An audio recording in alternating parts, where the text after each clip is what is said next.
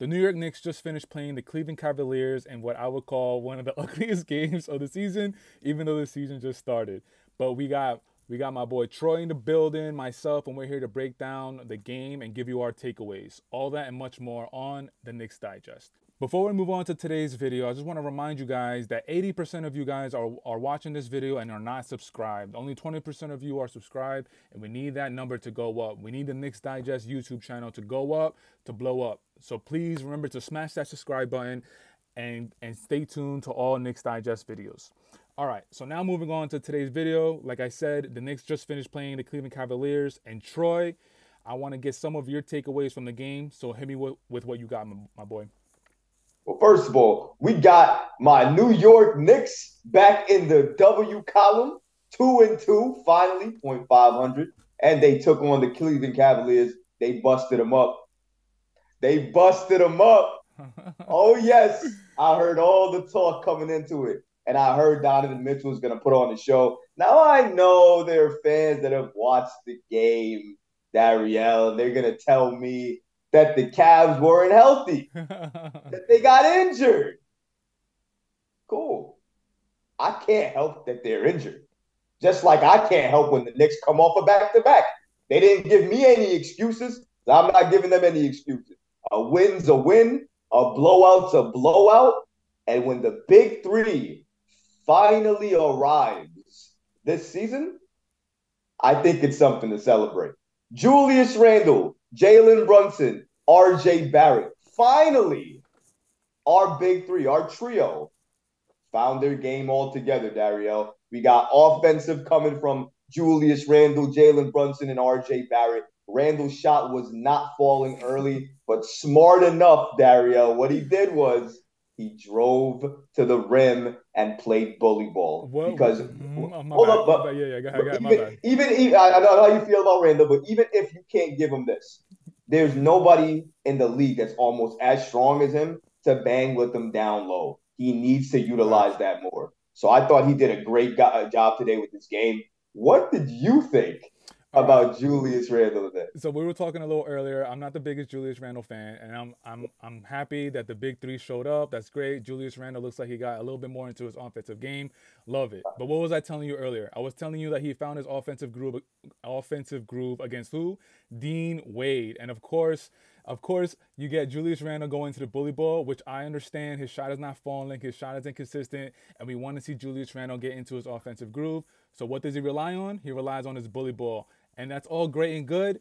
But at this point, man, Knicks fans, we want to see a little more, bro. We want to see a little more. We want to see Julius Randle's game grow a little bit. And I get it. The shot is like the next level for Julius Randle, but it's inconsistent. So Knicks fans are going to say that don't shoot because your shot is inconsistent. So the other thing that he relies on is on his bully ball. So I get it. Julius Randle's kind of like damned if he does, damned if he doesn't. I understand that part. But I don't know, man. At this point with Julius Randle, I'm just like, okay, cool, man. You ended up with 19 points. You were 5 of 14 from the field. I mean, that's not really efficient, but it looks like you did get into a little bit of offensive groove. So Troy, I'll give you that. Your boy came up, he showed up. But let's just remember the Cavs were injured. They had a lot of players out, and Julius Randle was going up against Dean Wade, my boy. All right. Listen. I get it. I understand. They don't got that much talent with all the injuries. I get it. Donovan Mitchell was on the floor. Donovan Mitchell was their offense. They didn't have anybody else. The third quarter really is where the New York Knicks pounced and destroyed them. They didn't score for about 6 minutes in that third quarter. For about 6 minutes, they couldn't find a basket. That was due to a lot of good Knicks offense and a lot of good Knicks defense. But more importantly, Donovan Mitchell is their only shot creator. But I can't apologize for the fact that they're injured. And it doesn't matter if they're injured. Just because a team is injured doesn't mean that they can't give it to you. Any NBA team on any given night can beat another team. Just because you think you have it soda doesn't mean you have it. And that team, by the way, has been competitive in each and every single game they've played thus far this season. They were this close to winning each and every game. This is the first blowout that they've had. So I actually take pride in the fact that the Knicks blew out the Cavs, who were talking all of that noise before the game, Evan Mobley talking all that. I got the juice. I got the juice. Where's the juice? Where's the juice? Where's it at? 31 points the other game.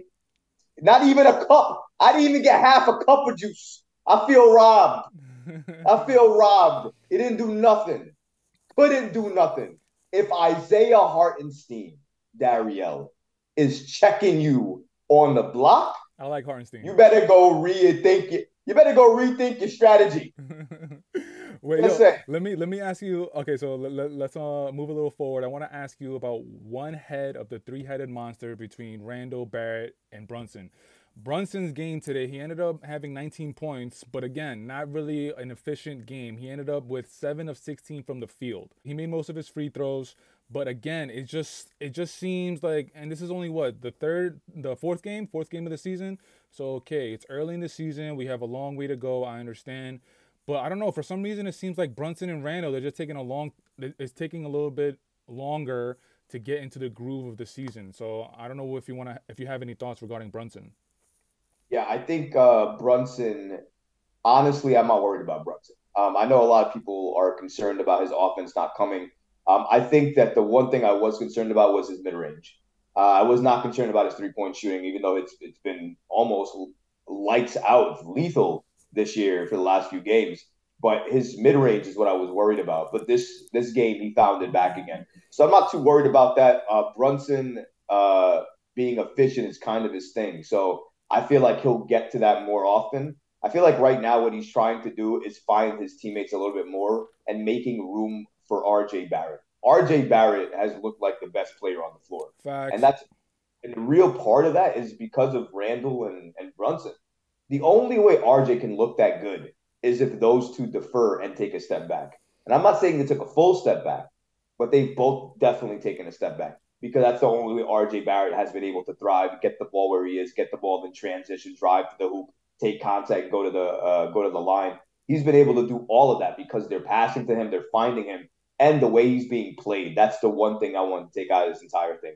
Tom Thibodeau is holding him with the starters for about 5 to 6 minutes, and then putting him with the reserves coming into that second quarter, which I think has been phenomenal for RJ because he gets what he gets with the starters a little bit, but he leads that reserve unit. He's the number one guy on that reserve unit, and that's why it works because he needs to be the number one to have that ball in his hands. So I don't know about you. While Jalen Brunson, I'm not too worried about. RJ Barrett for me is the person I've been looking at for consistency. And honestly, he's been the most consistent I've seen him in his entire career thus far. And that's the thing with RJ Barrett and Knicks fans. We want him to finally take that next step. RJ Barrett tonight finished with 16 points. It finished with 5 of 13 from the field. So I guess like the three-headed monster, they didn't have an efficient night.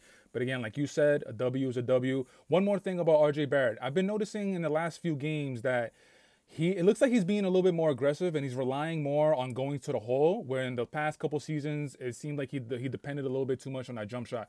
Do you think that's a fair assessment of mine? Oh yeah, absolutely, absolutely. He's attacking more, and we know that at work in the playoffs. And then if you watch FIBA, obviously he was attacking there as well too. That complements his game. He's never been the strongest 3 point shooter, although he does have that sweet spot in the corner that he does like to shoot from. But Right. other than that, he's more of a driver. So when he can be able to do that, his game is going to thrive, and that's what he's been going to. And he's so strong as well too. People forget how strong he is. That when he gets inside, he can take contact without having to alter his shot.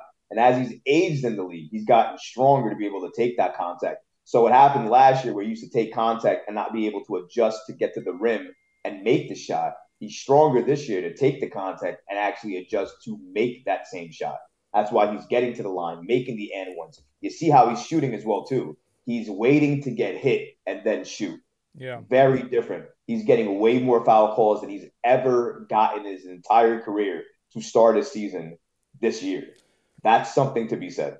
100%. And what low key something that people aren't really bringing up is the NBA players. Well, most of them they played in the World Cup this past summer, and every time there's like an international tournament in the summer, and then you get to play with a bunch of a lot of talented players. They kind of bring that into the season. So maybe RJ Barrett, when he was playing with Canada, he played with Shea Gilgeous-Alexander. He played with who else? Lou Dort. He played with a whole bunch of NBA players. So maybe he picked up some things and he brought it into this season. It's always like that. Whenever players play for like the USA Olympic team, they always come back the next season. But that's something interesting to keep an eye on to see what else he brings to the table.